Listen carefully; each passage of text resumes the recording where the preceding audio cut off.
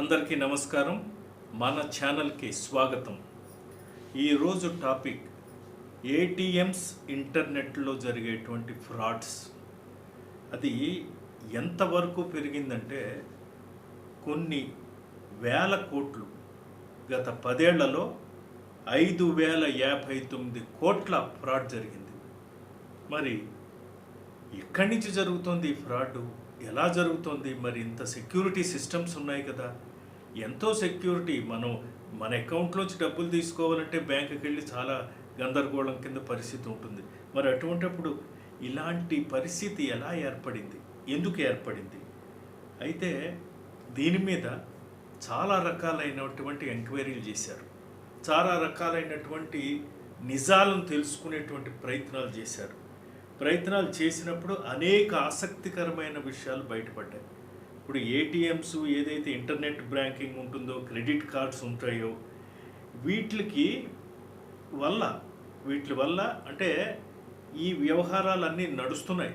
చాలా మటుకు చాలా చోట్ల జాగ్రత్తగానే ఉంటారు అందరూ. ఇంటర్నెట్ బ్యాంకింగ్ ఉన్నప్పుడు, క్రెడిట్ కార్డ్స్ ఉన్నప్పుడు, తర్వాత ఏటీఎంస్లోని ఇవన్నీ ఉంటాయి. అయితే ఈ ఫ్రాడ్స్ ఎలా జరుగుతున్నాయి అనేటువంటిది పెద్ద ప్రశ్న.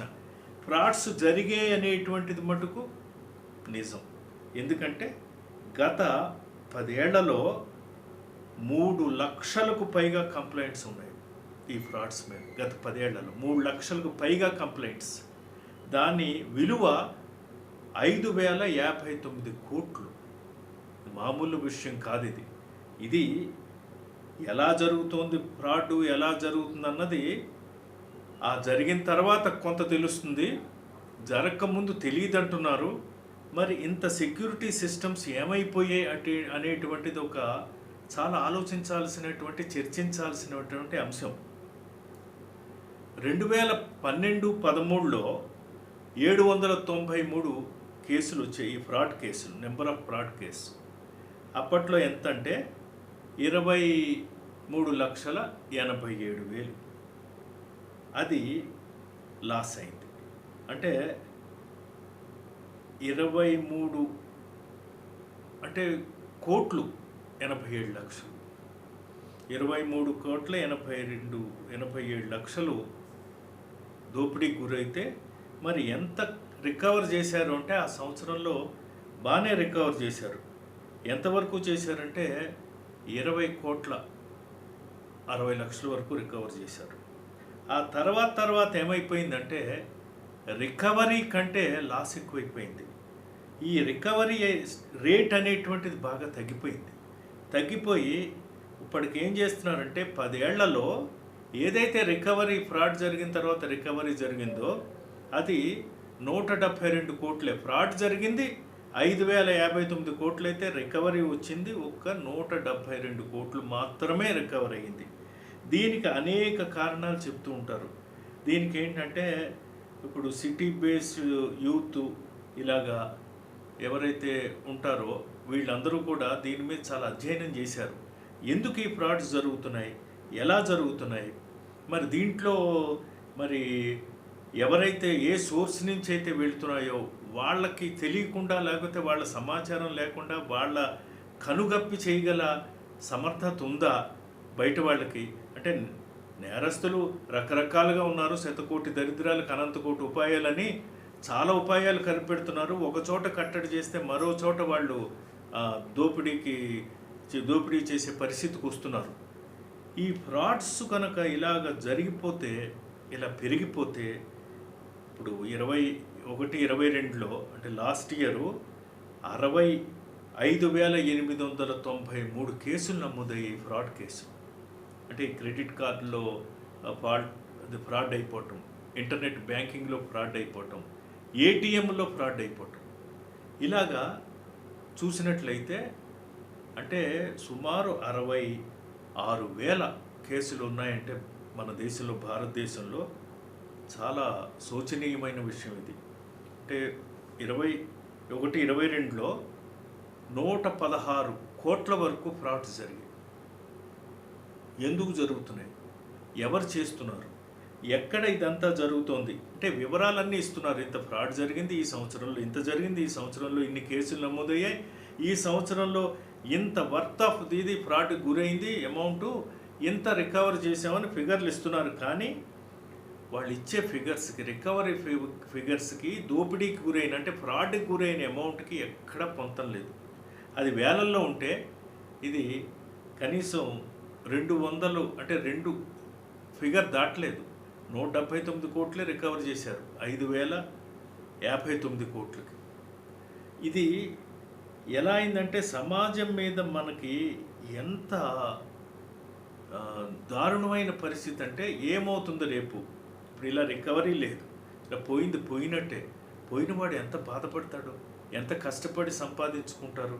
తర్వాత ఇంటర్నెట్ బ్యాంకింగ్ అన్నది మీరిచ్చిన సౌలభ్యమే కదా. మరి ఈ క్రెడిట్ కార్డులు అనేటువంటిది, లేకపోతే డెబిట్ కార్డులు అనేటువంటిది మీరిచ్చిన సౌలభ్యమే కదా. ఇది ప్రజల కోసమే కదా. ఏటీఎంలు పెట్టింది కూడా ప్రజల కోసమే కదా. ఎనీ టైం మనీ విత్డ్రా చేసుకోవచ్చు, అనేక రకాలు ఉంటాయి, బ్యాంక్ వెళ్ళాలంటే కాదనేది పెట్టింది మీరే కదా. మరి అవన్నీ పెట్టినప్పుడు రకరకాలుగా ఇవి జరుగుతున్నప్పుడు, ఈ మోసాలు, ఈ ఫ్రాడ్స్ ఇవన్నీ జరుగుతున్నప్పుడు, మరి వేల కోట్లలో ఫ్రాడ్ జరుగుతున్నప్పుడు ఎక్కడో ఒక్కడ దానికి ప్రతి స్టెప్లోనూ అదుపు చేయిస్తూ ఉండాలి. తర్వాత కేసులు తగ్గాలి కదా, అయ్యేడు. మరి 2012-13 నుంచి తీసుకుంటే అప్పుడు 793 ఉంటే, తర్వాత 978కి వెళ్ళింది, తర్వాత 16లో 1000 దాటింది, తర్వాత 17-18లో 34,000కు వచ్చేసింది అది. తర్వాత 18-19లో 52,000 కేసులు, 19-20లో 73,000 కేసులు, ఇప్పటి వరకు 50,000 కేసులు మన దగ్గర. ఇలాగా ఈ కేసులు పెరిగిపోవటం అనేటువంటిది అసలు ఎలా జరుగుతుంది ఇదంతా? చాలా సందేహాలు ఉన్నాయి ఇందులో, చాలా అనుమానాలు ఉన్నాయి. ఈ అనుమానాలన్నీ నివారించాలి, ఈ అనుమానాలను తీర్చాలి, వీటి మీద సమగ్రమైనటువంటి సమాచారాన్ని ఇవ్వాలి అనేటువంటి విషయానికి వచ్చినప్పుడు, సమాచారం ఎంతవరకు ఇస్తున్నారంటే ఏ సంవత్సరంలో ఎన్ని ఫ్రాడ్స్ జరిగాయి, ఎంత అమౌంట్ పోయింది, ఎంత అమౌంట్ రికవర్ చేయగలిగాము అంతవరకునే సమాచారం ఇస్తున్నారు. ఎవరు పెట్టినా కూడా బ్యాంకుల నుంచి ఇంతలాగా ఎలా జరుగుతోంది. తర్వాత కొంత ఏమంటున్నారు, కొన్ని బ్యాంకుల్లో ఇన్ని వేల కోట్లు పోయాయి, ఇన్ని వందల కోట్లు పోయాయి, అక్కడ ఎవరో ఇన్వాల్వ్ అయి చేశారని కొన్ని చోట్ల అంటున్నారు. ఎవరు ఇన్వాల్వ్ అవుతున్నారు? తర్వాత బ్యాంకింగ్ రంగంలోకి, బ్యాంకుల అంతర్జాలాల్లోకి అలా చొచ్చుకొస్తుంటే దానికి మరి ప్రత్యామ్నాయం ఆలోచించాలి కదా. ఎన్నో కట్టడి చేస్తున్నాం, ఎంతో చేస్తున్నాం, అనేక రకాలైనటువంటి మేము సెక్యూరిటీ మెజర్స్ తీసుకుంటున్నాం అంటున్నారు, నిజమే. అయినా కూడా ఇవి ఎందుకు జరుగుతున్నాయి? ఇవి తగ్గాలి కదా. అన్ని సెక్యూరిటీ మెజర్స్ మీద ఇవి తగ్గాలి కదా. ఇప్పుడు ఎవరైతే ఫ్రాడ్స్ చేసే వీలు ఎక్కడుందో దాన్ని ముందుగానే కనిపెట్టి చేయాలి కదా. మరి చాలా తెలివైన వాళ్ళు కదా. ఇప్పుడు డబ్బుతో కూడుకున్న విషయం, చాలా తెలివైన వాళ్ళే కదా. బ్యాంకుల్లో ఎవరైతే బ్యాంకుల్ని శాసిస్తారో, ఎవరైతే బ్యాంకులు నియంత్రిస్తారో, ఎవరైతే బ్యాంకులు నిర్వహిస్తారో, ఎవరైతే బ్యాంకుల్ని నడుపుతారో వీళ్ళు తెలివైన వాళ్ళే కదా. మరి ఈ ఈ అకౌంట్లోంచి ఇది పోతుంది అని, ఆన్లైన్లో పోతుంది అన్నప్పుడు, ఇలా పోయింది అన్నప్పుడు ఇమీడియట్గా ఎక్కడికి వెళ్ళింది ఏమిటి అన్న వివరాలు వాళ్ళ దగ్గర నమోదు కావా? ఉంటాయి కదా. ఇమీడియట్గా దాని మీద స్పందించేటువంటి ఒక మిషనరీని పెట్టాలి కదా. ఒకవేళ అలాంటి విషయంలో ప్రభుత్వ సహకారం వస్తే ప్రభుత్వాన్ని రిక్వెస్ట్ చేయాలి కదా, ప్రభుత్వాన్ని కూడగట్టుకోవాలి కదా. అనేక డిపార్ట్మెంట్లు ఉన్నాయి, అన్నిటితోటి సంవిధానం పెట్టుకోవచ్చు కదా. అలాంటి ప్రక్రియ జరగట్లేదా?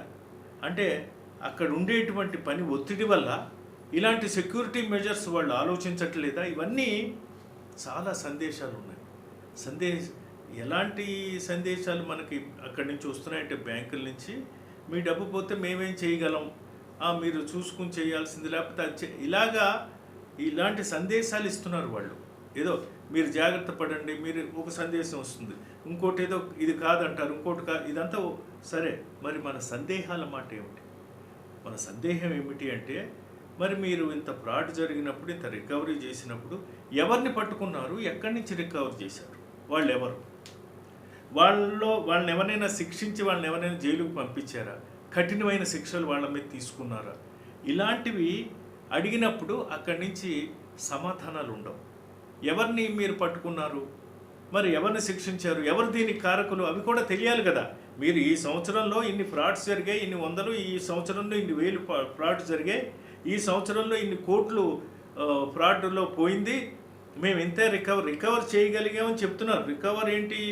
172 కోట్లు రికవర్ చేశారు. ఎవరి దగ్గర నుంచి రికవర్ చేశారు, వాళ్ళు ఎవరు, ఇదంతా కూడా సమాచారం ప్రజల ముందు పెట్టాల్సిన అవసరం ఉంది కదా. అలాంటి సమాచారం ప్రజల ముందుకు రావాలి, అలాంటి సమాచారం ప్రజలకు తెలియాలి. ఎవరైతే ఫ్రాడ్ చేస్తున్నారో వాళ్ళు ఎవరు, ఎలా చేస్తున్నారు, ఇంకా ఎటువంటి జాగ్రత్తలు తీసుకోవాలి, ముందు ఎవరు కూడా ఈ ఫ్రాడ్స్ గురి కాకూడదు అనేటువంటి ఒక భరోసా, ఒక ధీమా అది ఇవ్వాలి కదా.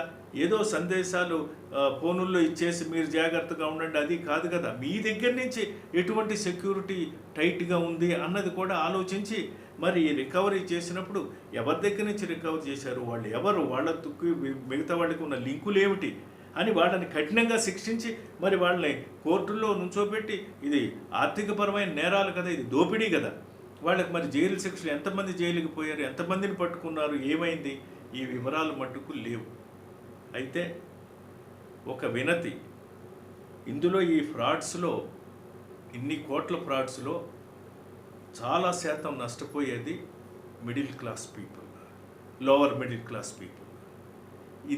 ఈ విషయాన్ని అందరూ దృష్టిలో పెట్టుకోవాలి, అందరూ గమనించాలి. బ్యాంకులైనా ఎవరైనా ఏదైనా కూడా ఆఖరికి ఈ భారం వచ్చేటువంటిది middle class, lower middle class మీద పడుతుంది. అలా పడకూడదు అంటే ఎవరైతే చేశారో, ఎవరైతే చేస్తున్నారో వాళ్ళ మీద కఠినమైన శిక్షలు కనుక అమలు చేస్తే అటువంటి ఆర్థికపరమైనటువంటి ఫ్రాడ్స్కి తెగబడరు అని విజ్ఞప్తి చేస్తూ అనేక కొత్త విషయాలు, కొత్త కోణాలతో మీ ముందుకు వస్తున్నాను. నన్ను దీవించండి, మీరు చూడండి, ఫార్వర్డ్ చేయండి, సబ్స్క్రైబ్ చేయించండి. నమస్కారం, సెలవు.